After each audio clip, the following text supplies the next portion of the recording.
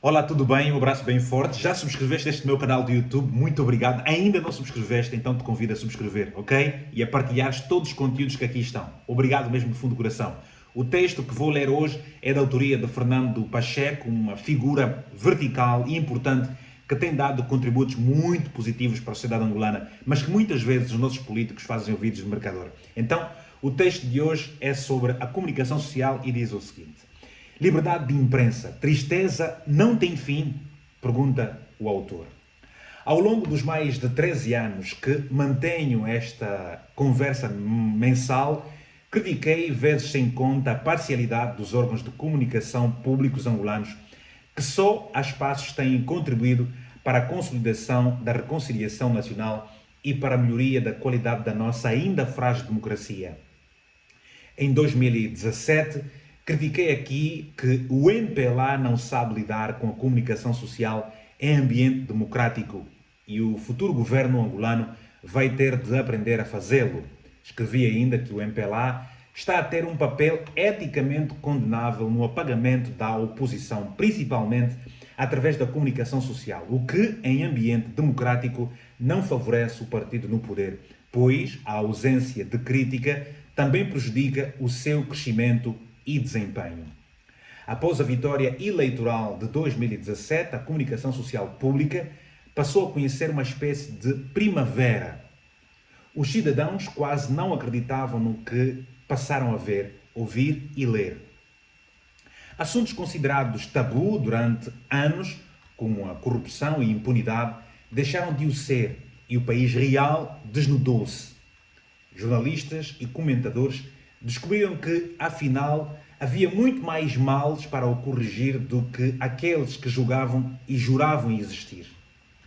O discurso de tomada de posse de 2017, no discurso de tomada de posse de 2017, o presidente João Lourenço havia afirmado que a Constituição será a nossa bússola orientadora de orientação e as leis o nosso critério de decisão. O que a construção da democracia deve fazer-se todos os dias.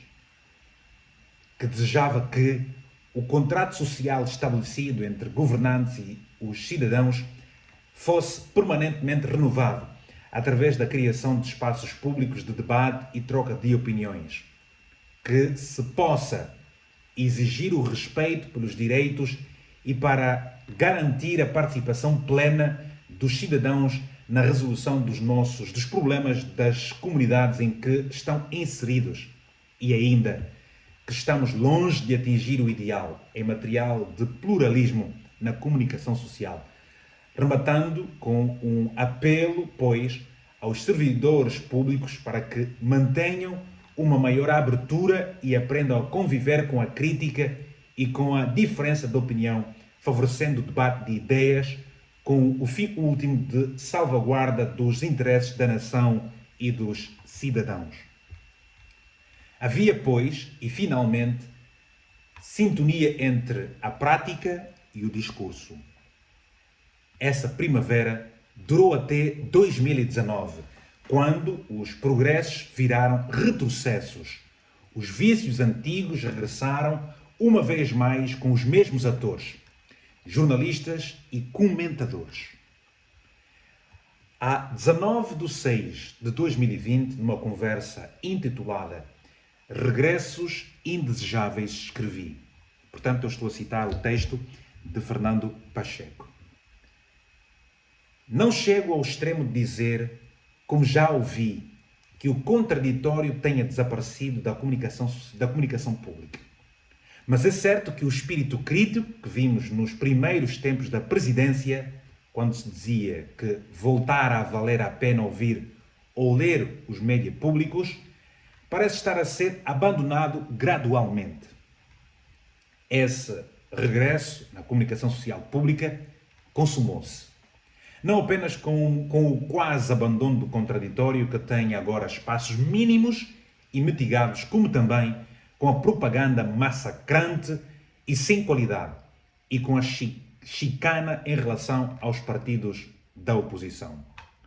Sinto-me, pois, no direito de, no exercício da minha cidadania, analisar de modo crítico os acontecimentos do passado dia 11 e seguintes.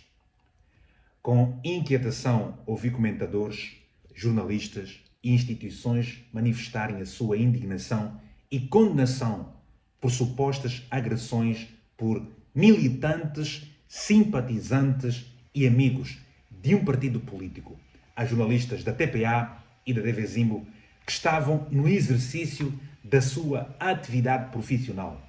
Ouvi e li também que as opiniões contrárias a estas tinham o objetivo de desviar as atenções do verdadeiro problema, as supostas agressões.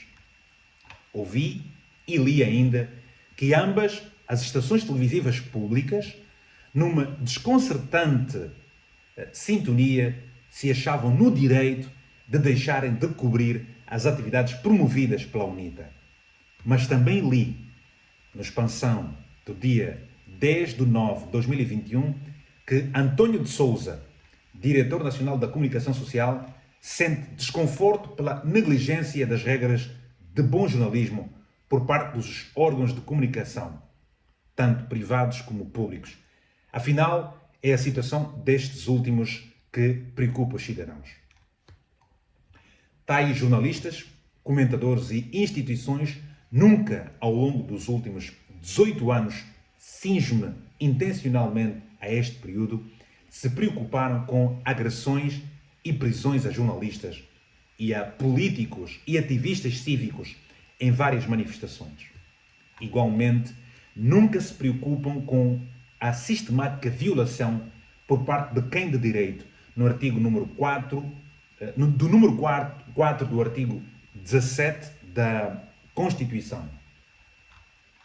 Os partidos políticos têm direito a um tratamento imparcial na imprensa pública, sublinho, a pública. Durante esse período, alguns até diziam que, agindo do modo que agiam, isto é, com a sua ostensiva parcialidade, estavam e estão a cumprir as linhas editoriais dos órgãos. Está claro, a ordem superior, acima da lei e da própria Constituição. Ou então desconhecem a sua obrigação plasmada na Constituição, o que é particularmente grave. Terá sido a linha editorial que impediu noticiar a coincidente no tempo a revolta popular nos mercados dos Kwanza e da Asa Branca.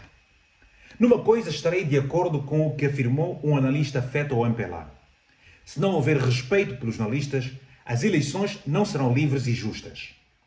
Só acrescento, o mesmo acontecerá se o número 4 do artigo 17 da Constituição continuar a ser ignorado.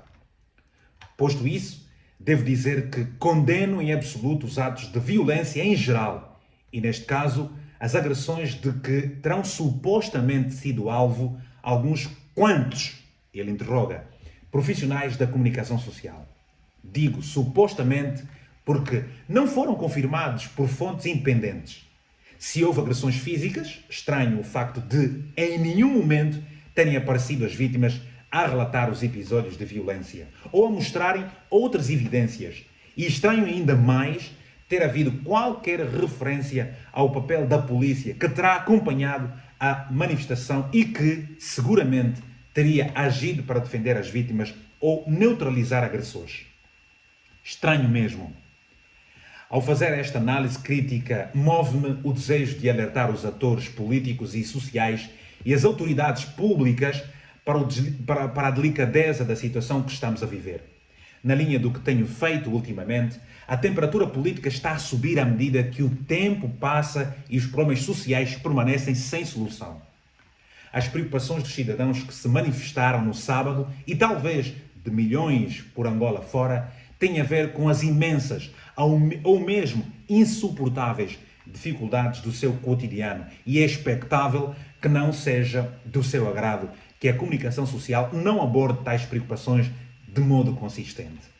Em vez disso, recebem banhos de propaganda que têm normalmente efeitos perversos, com a atitude do Ministério de Tutela, que em vez de assumir como árbitro e procurar soluções pela via do diálogo, divulgou um comunicado insensato e parcial, associado a outras reações aos acontecimentos de sábado. Aumenta a desconfiança dos cidadãos em relação às instituições e está-se a deitar gasolina na fogueira. Foi antecipado o acontecimento como este e para evitar males maiores que propus aos partidos um pacto de convergência democrática. A decisão de se reanalisar os pontos de discórdia da lei da alteração à lei orgânica das eleições pode ser um passo nessa direção, a que se devem seguir outros, incluindo o da implementação da nova divisão político-administrativa apenas depois das eleições, dadas as suspeições já manifestadas. Para finalizar, é confrangedor que não se perceba que o empolamento de casos como o de sábado tem consequências nefastas na imagem do Executivo angolano. Já há bastantes. Outras não tardarão. Fernando Pacheco, 16 de nove de 2021. Muito obrigado, um abraço bem forte e mais não digo, estou onde tu estás.